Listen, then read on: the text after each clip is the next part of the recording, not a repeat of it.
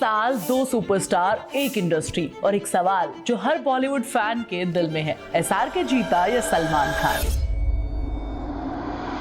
यहाँ कोई सिंपल सवाल नहीं है क्योंकि दोनों बॉलीवुड के अलग अलग तरीके से डिफाइन होते हैं। दोनों सेम साल में पैदा हुए 1965, दोनों ने एक इंडस्ट्री में एक साथ काम किया, दोनों के बीच इतनी गहरी दोस्ती की लोग कहते थे कि ये तो भाई हैं।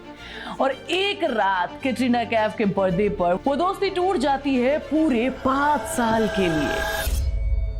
लेकिन दोस्ती भी रही, दुश्मनी भी रही, बॉक्स ऑफिस पर, बिजनेस में, लेगेसी में। आज मैं तुम्हें बताऊंगी कि इन 3 राउंड में कौन जीता।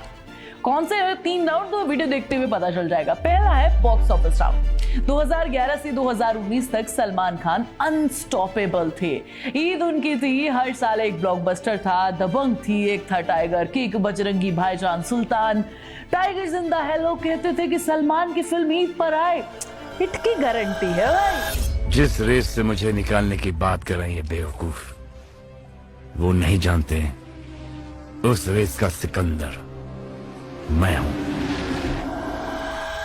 उस वक्त वो बॉलीवुड के सबसे बड़े बॉक्स ऑफिस मशीन थे जो नंबर्स ला कर देते थे। और एसआरके 2015 में दिल वाले एवरेज रही, 2017 में जब हेरी मेट सेजल फ्लॉप, 2018 में जीरो, कुछ 200 करोड़ में बनी थी और 97 करोड़ रुपए ही कमा गई।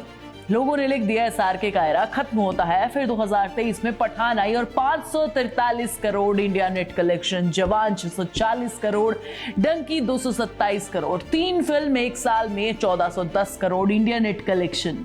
और Salman Tiger 3 300 crore world wide collection, budget high था, प्रॉफिट लिमिटेड था, Kisi Ka Bhai Kisi Ki Jaan flop, Sikandar flop. Post pandemic box office ranking में एसआरके टॉप पर थे, 2670 करोड़ रुपए वर्ल्ड वाइड कमाकर सलमान बहुत पीछे, बहुत ज्यादा पीछे। नंबर्स बोलते हैं पहला राउंड एसआरके का है ना, जीत गए ना एसआरके। लेकिन रुको, ट्विस्ट है।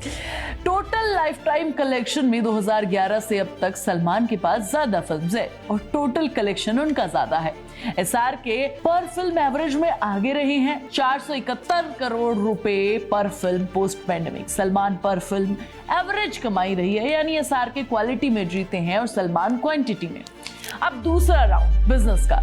एसआरके की नेटवर्थ है 12,490 करोड़, है ना।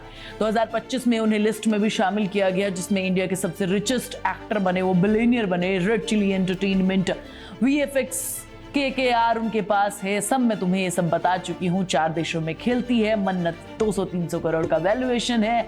दुबई में प्रॉपर्टी है, लंदन में प्रॉपर्टी है। और सलमान खान नेटवर्थ 290 करोड़। और सलमान के पास है क्या? बीइंग ह्यूमन, उनके पास अपनी कंपनी है।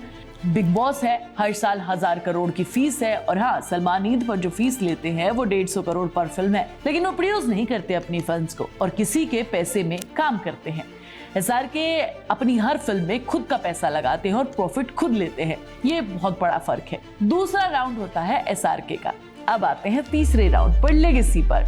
ये सबसे कॉम्प्लिकेटेड है। सलमान खान का इमोशनल कनेक्ट इंडिया के मास ऑडियंस से है ना, जो एसआरके के पास नहीं है। ईद पर सलमान की फिल्म एक ट्रेडिशन हुआ करता था। छोटे शहर, सिंगल स्क्रीन पर सलमान का जादू था। एसआरके से कहीं ज्यादा दबंग का चुलबुल पांडे, बजरंगी भाईजान का पवन, ये कैरेक्टर्स लोगों के दिलों में जिंदा थे।